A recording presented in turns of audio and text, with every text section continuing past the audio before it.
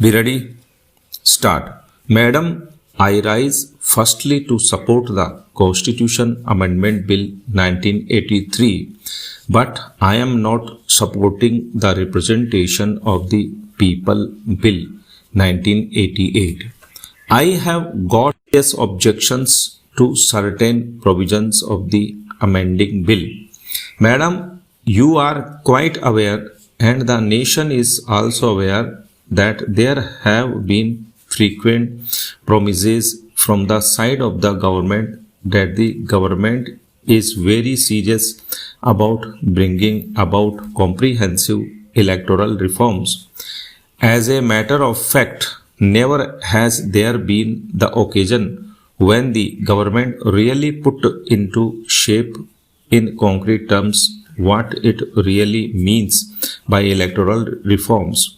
But so far as we are concerned, we put forth certain suggestions in a specific form which may be considered as practical, viable suggestions, propositions, and ingredients to bring about appreciable changes in the present electoral system of our country.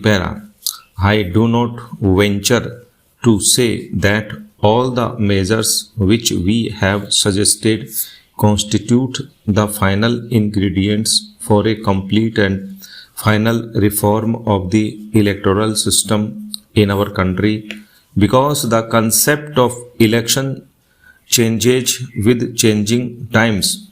Since I do not have much time, I would not like to discuss it, but so far as we are concerned, we placed before the government certain ingredients which should be considered as inevitable propositions for bringing about certain changes in the electoral system.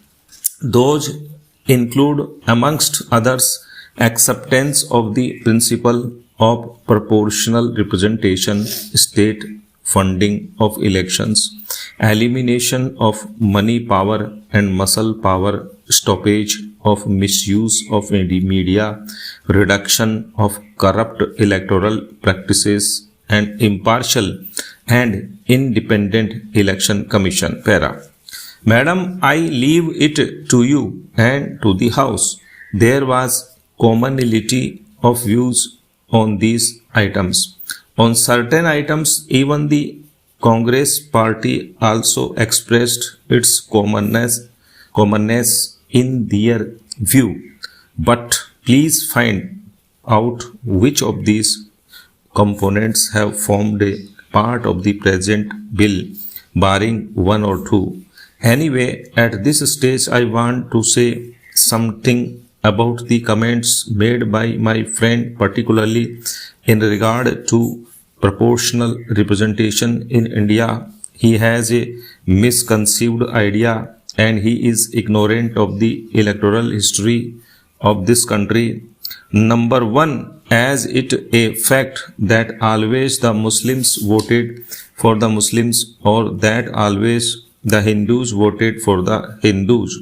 Had it been the case, I think many of us would not have seen the chamber of this house, either this or that.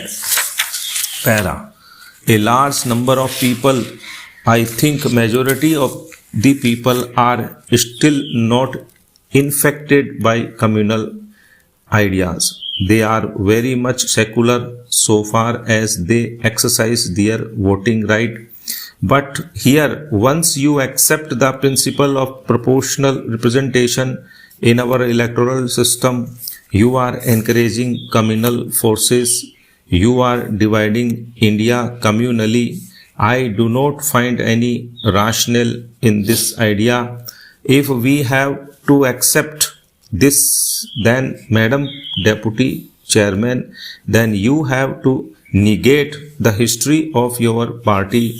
The Congress party did not get the votes of a particular section or a particular community.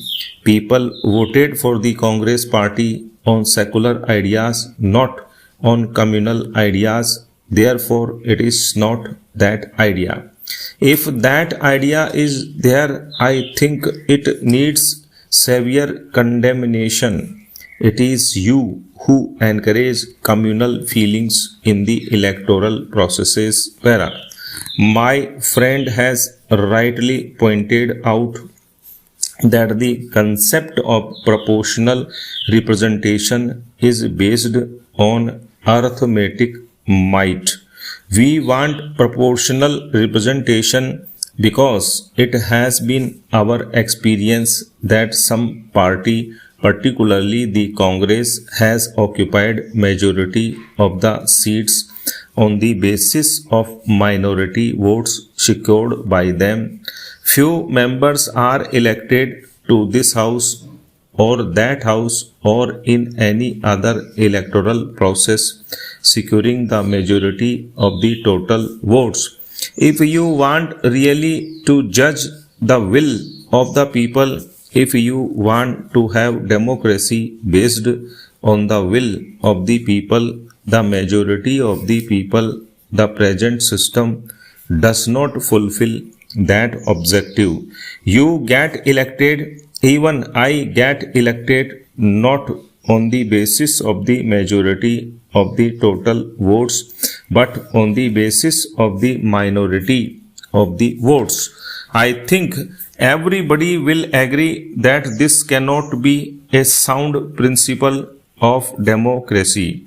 I do not say that there may be means and modes of proportional representations. There cannot be a cut and dried mode of proportional representation.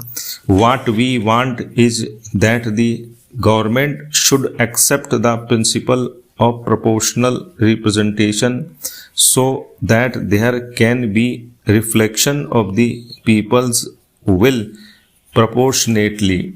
Therefore, I am rather very much disappointed with the comments made by my friend.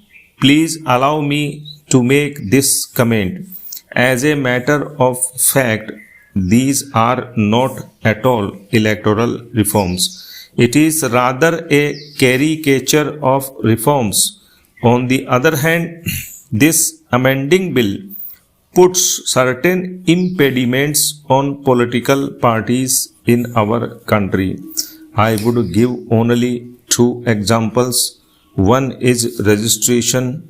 You will find there are lots of information to be given by a political party to the commission, and the political party will bound to furnish that information to the election commission. Stop.